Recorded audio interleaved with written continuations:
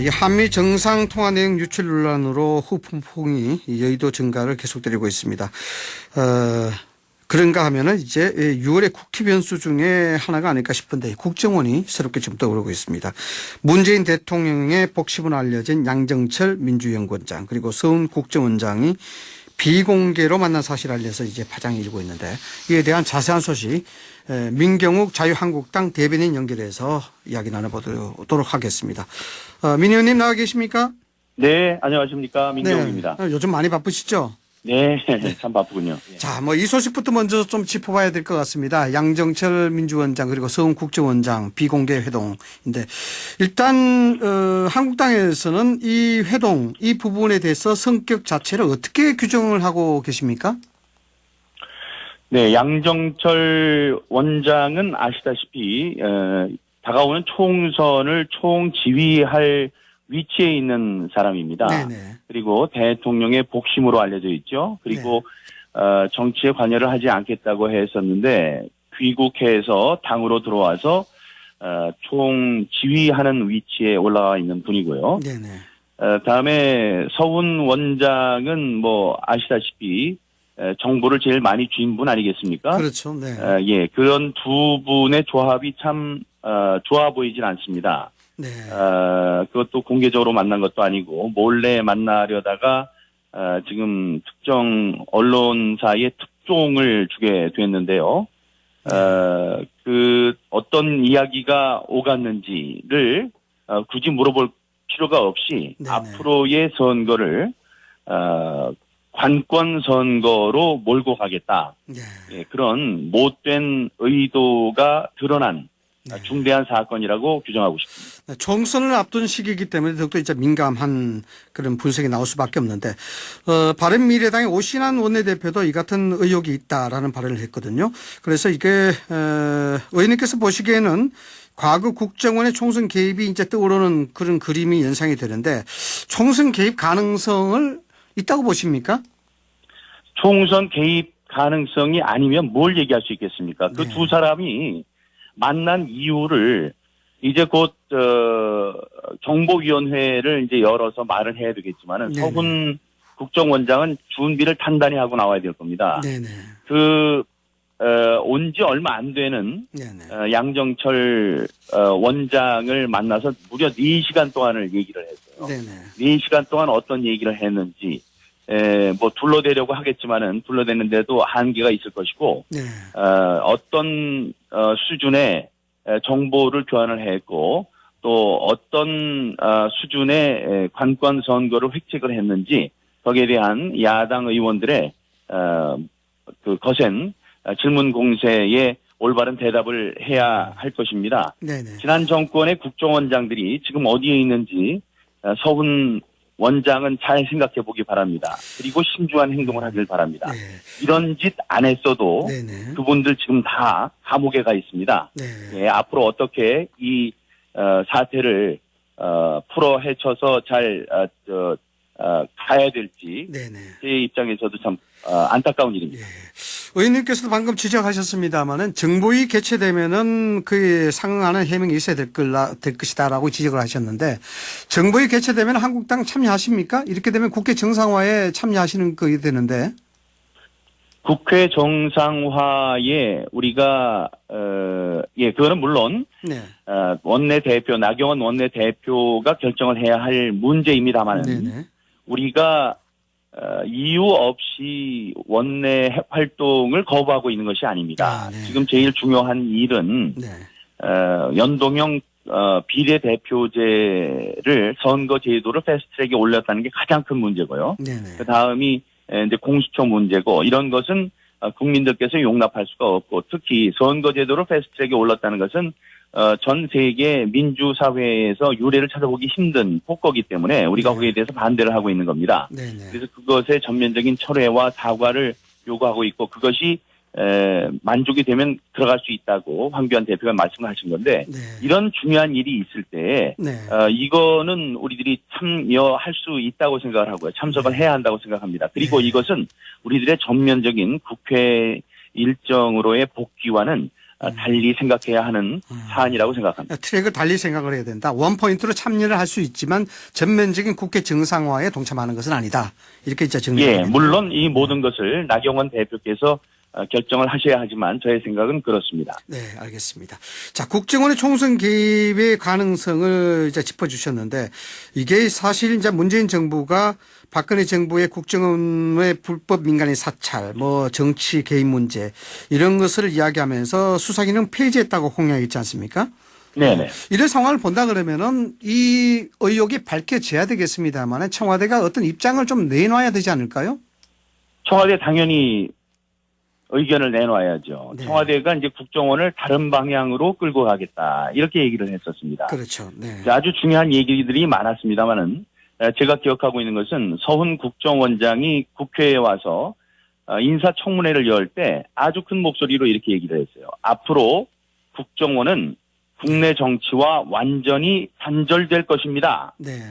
듣기에 매우 멋있는 얘기였는데 이게 지금 수포로 돌아갔습니다. 네. 지금 양정철, 서훈 그 두 분은 이것이 개인적인 만남이었다라고 아마 얘기를 하는 것 같아요. 네.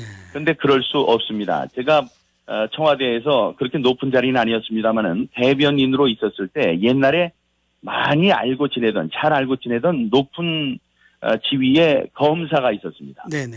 그 검사분이 개인적인 일로 인사를 하려고 네. 한번 만나서 식사 좀 합시다 그랬더니 그분이 하시는 말씀이 네. 현재 이 정권과 자기는 이렇게 친한 사이가 아닌데 누가 될 수 있으니 정권이 다 끝난 다음에 만납시다 이렇게 얘기하는 걸 들었습니다. 네네. 그래서 사실은 지금까지 만나지 못하고 있거든요. 네. 그런데 총선을 책임지는 사람과 우리나라의 정부를 책임지는 사람이 개인적으로 만났다? 그 얘기를 듣고 믿을 사람이 누가 있겠습니까? 네. 오얏나무, 오이밭에서는 신발끈 고쳐내지 말고, 네. 배나무 아래서는 갓을 고쳐 쓰지 말라고 했습니다. 네. 이건 입이 10개라도 할 말이 없을 거고, 이건 그냥 어물쩍 넘어갈 수 있는 일이 아니라는 점을 분명히 말씀드립니다. 지금 전국에 계속 대치 상황이 이어지고 있는데 이 사건이 오히려 여기에 더욱더 불을 붙이는 것이 아닐까라는 그런 걱정이 되는데요. 이 정도 같으면은 청와대라든가 여권에서 어느 정도의 수준의 해명이 필요하다 보십니까? 네, 해명 수준으로 갈 것 같으면 그분들의 총선 그것이 총선에 미치는 영향을 생각할 때 네. 그분들도 머리가 있다면 서훈 국정원장을 해임하는 게 맞습니다. 그다음에 양정철 네. 원장에 대해서도 이번 이 일에 책임을 물어서 민주연구원장 예. 네. 원장의 자리에서 내려오도록 하는 것이 그분에 대한 배려가 될 것입니다. 아니면은 총선 가는 내내 네.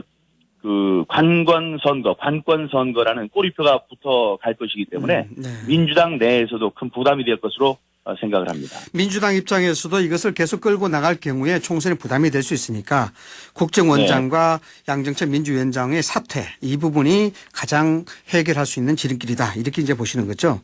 네. 예, 제가 민주당에 대해서 총선 그 전략에 대해서 조언을 할 수 있는 위치에 있지는 않습니다만은 네. 제가 만약에 그쪽에 있다면은 그렇게 깨끗하게 정리를 하고 서훈 원장은 요즘에 대북 관계에 대해서도 참 그 문제가 많은 분입니다. 네. 그런 것을 일거에 이번에 해결할 수 있는 좋은 기회라고 생각합니다.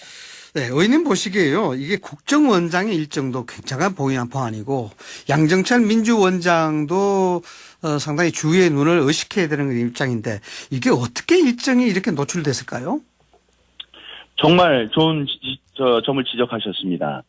지금 이 두 분이 만난 것이 용서가 된다고 하더라도 네. 절대로 우리들이 용서를 하고 지나갈 수 없는 게 있는데 아니 어떻게 그렇게 중요한 분이 그 공적인 자리도 아니고 사적인 자리에서 요원들의 그 보호를 받으면서 식사를 하는 게 그 사진으로 찍히고 동영상으로 찍힙니까? 네. 만약에 사진이 아니고 총이었으면 어떻게 할 뻔했습니까? 네. 저는 아무리 기강이 무너졌다고 하더라도 우리 한 나라의 정보를 책임지는 분의 동선이 이렇게 쉽게 노출되고 네. 그 기자들의 그 사진에 찍혔다는 것 자체로도 이분은 그 자리에 계실 자격이 못 되는 사람이라고 생각을 합니다. 이 국정원장이 차가 한번 지나가게 되면은 앞뒤로 비슷한 차가 지나가고 그 철통 같은 보안이 있기 때문에 국정원장에서 청와대 비서실장으로 오신 분이 얘기를 할 정도예요. 비서실장에 대한 이 보호는 이건 아무것도 아니다. 거의 대통령급의 경호를 받고 다니는 것이 국정원장이다 이렇게 얘기를 했는데 그냥 그 카메라를 멀찍이 이렇게 바라보고 그런 모습들이 찍혔다는 것 자체가 국민들께서 마음을 놓을 수 없는 그런 재난의 상태라고 생각합니다. 재난의 상태다. 예, 알겠습니다. 강효상 의원 파문에 대해서 좀 여쭤보겠습니다. 일단 민주당에서는 강효상 의원의 제명을 요구하고 있습니다. 어떻게 생각하십니까? 제명이라는 게 보니까 무슨 국가 기밀을 노출했다 이렇게 얘기를 하는 것 같은데 국가 기밀에 대한 정의를 알고 싶고요. 어떤 국가 기밀을 유출을 했기 때문에 그런지를 알고 싶습니다. 이번에는 이거는 우리 외교의 못난 민낯을 보여준 상황입니다. 그 상황을 야당 의원이 국회에서 그걸 지적할 수 있는 겁니다. 잘못 가고 있는 외교 정책을 똑바로 하라. 이렇게 미국에도 구걸 외교를 하느냐. 이런 것을 이야기하는 와중에 거기에 대한 뒷받침하는 자료로서 얘기를 한 건데 이것이 국가의 어떤 기밀을 유출했기 때문에 그런 건지 혹시 국가라기보다는 이번 정권의 아픈 곳을 건드려서 그렇게 한 것이 아닌지 다시 한번 뒤돌아봐야 할 것입니다. 게다가 똑같은 일이 있었습니다. 정청래 의원도 대통령 간의 그 말씀 자료를 로 데이터다 하면서 그것을 방송에 나와서 이야기를 한 적이 있었거든요. 국가 기밀에 대한 정의가 내 편이라는 것에 따라서 고무줄처럼 왔다 갔다 해서는 안 될 것입니다. 일종의 공익성 제보라고 이야기를 하셨습니다만 한국동에서 이게 국익성 제보다 이런 얘기로 축약이 될 것 같네요. 네, 그렇습니다. 알겠습니다. 이 강경화 장관은 정치적 의도가 없다고 보기 힘들다. 이런 예민한 발언을 했는데 이 발언은 어떻게 해석을 하십니까? 강경화 장관은 이런 대화에 끼일 사람이 아닙니다. 이번 사안에 책임을 지고 물러나가야 될 대상이지 책임을 운운할 위치에 있는 분이 아닙니다.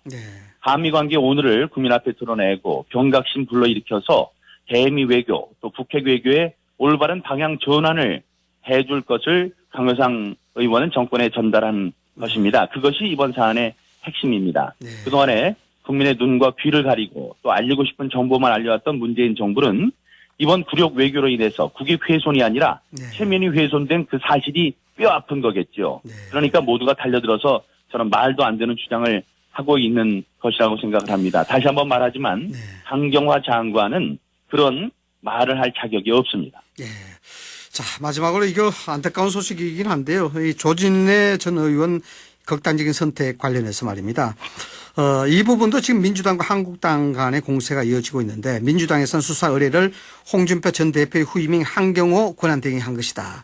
그래서 문재인 정부에서 이루어졌다는 것은 사실 아니다. 이런 입장 보이고 있는데 여기에 대해서는 어떻게 보시고 계십니까?